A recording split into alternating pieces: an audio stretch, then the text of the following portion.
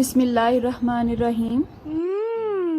Tasty. जी हाँ, आज हम बनाने जा रहे हैं बहुत ही टेस्टी मैंगो आइसक्रीम और इसे हम विदाउट बीटर बनाएंगे और किसी भी आइसक्रीम बनाने वाली मशीन के बगैर बनाएंगे। आप देख सकते हैं अल्हम्दुलिल्लाह बहुत ही क्रीमी आइसक्रीम बनी है और इसमें आपको कोई भी क्रिस्टल नजर नहीं आएगा। अगर आप मैंगो आइसक्रीम के शौकीन हैं तो एक दफा इसे जरूर ट्राई कीजिएगा क्योंकि ये बहुत ही सस्ती पड़ती है और इसे खाने के बाद आप इंशाल्लाह बड़ी से बड़ी ब्रांड्स की आइसक्रीम को लेना भूल जाएंगे। तो चलिए अपना टाइम ज़ाया किए बगैर अपनी रेसिपी स्टार्ट करते हैं।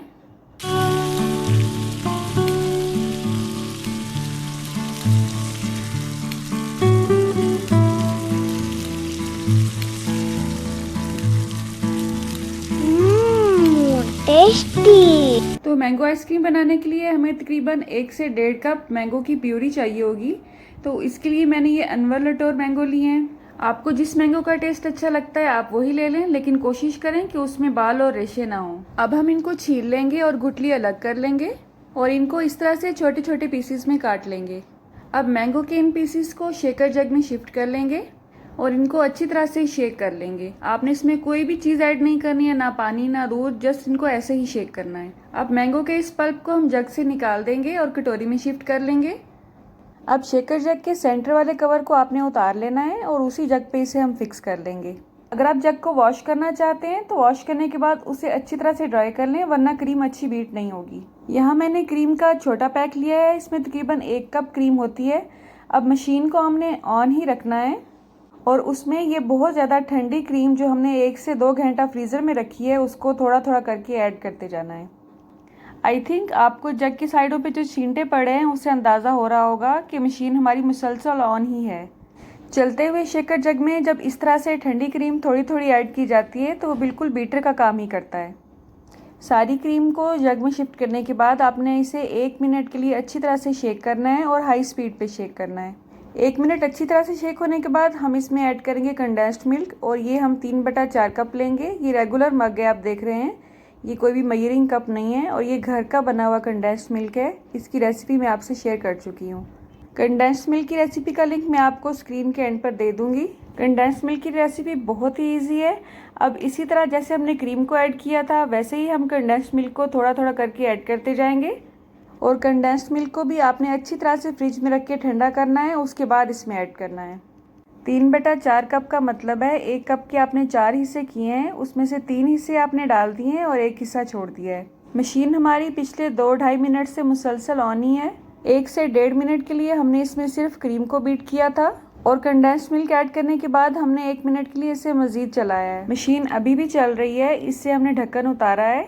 अब हम इसमें मैंगो का पल्प ऐड करेंगे। ये 1.5 कप है, लेकिन इसमें हम फिलहाल 1 कप ऐड करेंगे और आधा कप बचा के रख लेंगे। अब हम इसे तकरीबन 2 मिनट के लिए मज़ीद बीट करेंगे, ढक्कन को बंद कर देंगे। इन सब अज्जा को शेक करने के प्रोसेस में तकरीबन 4 से 5 मिनट लगते हैं, ज़्यादा से ज़्यादा।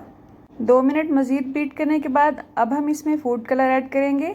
अगर आप इसका कलर डार्क लाना चाहते हैं तो ऐड करें, अगर आपको नॉर्मल कलर इसका अच्छा लगता है येलो तो आप ये फूड कलर इसमें ऐड मत करें।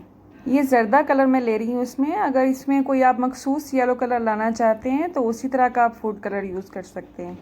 अब हम मशीन को बंद कर देंगे और शेकर जग को उतार लेंगे। इसकी साइडों की दीवार पे जो भी आमेज़ा लगा है उसको भी उतार के इसी में मिक्स कर लेंगे। आप इसकी कंसिस्टेंसी को चेक कर सकते हैं, बिल्कुल यही होनी चाहिए। इसमें आपको छोटे छोटे बबल्स भी नज़र आ रहे होंगे और ये इसकी परफेक्ट कंसिस्टेंसी है और अभी से ये अल्हम्दुलिल्लाह बहुत ही क्रीमी लग रही है। अब हम इसे कंटेनर में शिफ्ट करेंगे। अगर आपके पास कोई एयर टाइट जार है तो वो भी यूज़ कर सकते हैं, वरना इस तरह से स्टेनलेस स्टील का कोई भी अगर आपके पास केक का सांचा है उसमें भी आप यूज़ कर सकते हैं। ये दोनों इसमें इस्तेमाल हो सकते हैं। अगर आप स्टील या लोहे का सांचा इस्तेमाल करते हैं तो उसका फ़ायदा ये होता है कि ये जल्दी से जम जाती है। अब हम आइसक्रीम के इस अमेज़े को सांचे में शिफ्ट करेंगे, लेकिन ये पूरा नहीं ऐड करेंगे। इसमें से आधे से थोड़ा सा ज़्यादा मैं इस वक्त ऐड कर रही हूँ और मैंगो का जो पल्प हमने बचा के रखा था उसकी एक हल्की सी लेयर बिछाएंगे। ये मैं इसलिए ऐड कर रही हूँ क्योंकि मुझे मैंगो का स्ट्रॉन्ग फ्लेवर इसमें चाहिए। अगर आप इसमें लाइट लाइट सा फ्लेवर चाहते हैं तो आप ये स्टेप जो है मैं कर रही हूँ इसको आप स्किप कर सकते हैं, ठीक है। कुछ लोग इस पॉइंट पे मैंगो के छोटे छोटे से पीसीस को ऐड कर देते हैं, लेकिन ज़ाती तौर पे मुझे वो फ्लेवर अच्छा नहीं लगता है क्योंकि फ्रीज़ होने के बाद मैंगो उसमें बिल्कुल मैंगो का फ्लेवर नहीं देता है, बल्कि उसमें आइस का फ्लेवर भी आना शुरू हो जाता है। आई थिंक आपको मेरे पॉइंट की समझ आ गई होगी।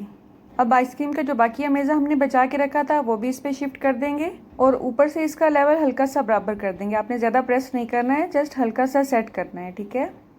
अब आपने फॉयल पेपर की मदद से या इस तरह की किसी भी शीट से इसको अच्छी तरह से कवर कर देना है ताकि इसमें हवा की क्रॉसिंग ना होने पाए। अगर इसमें हवा एंटर हो जाएगी तो इसमें क्रिस्टल्स बन जाएंगे और आइसक्रीम बिल्कुल भी क्रीमी नहीं लगेगी। इसे आपने 7 से 8 घंटे के लिए फ्रीज़ कर लेना है या फिर इसे पूरी रात के लिए फ्रीज़र में रहने दें। अब इस पे जो हमने शीट चढ़ाई है उसको हम उतार लेंगे और अल्हम्दुलिल्लाह आप देख सकते हैं ये बहुत अच्छी तरह से फ्रीज़ हो चुकी है। अब हम इसे आइसक्रीम स्पून की मदद से अपने बाउल में शिफ्ट करेंगे और अल्हम्दुलिल्लाह आप देख सकते हैं इसमें कोई भी क्रिस्टल नहीं है और ये बहुत ही क्रीमी बनी है।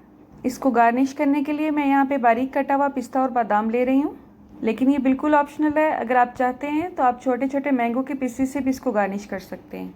इससे पहले भी मैं आपसे आइसक्रीम की रेसिपी शेयर कर चुकी हूँ, ख़ास तौर पे स्ट्रॉबेरी आइसक्रीम, जिसमें मैंने आपको बताया था कि आप मशीन और शेकर के बगैर कैसे आइसक्रीम बना सकते हैं। उसमें हमने हैंड विस्क की मदद से आइसक्रीम को रेडी किया था। उसका लिंक मैं आपको वीडियो के एंड स्क्रीन पे दे दूँगी इंशाल्लाह।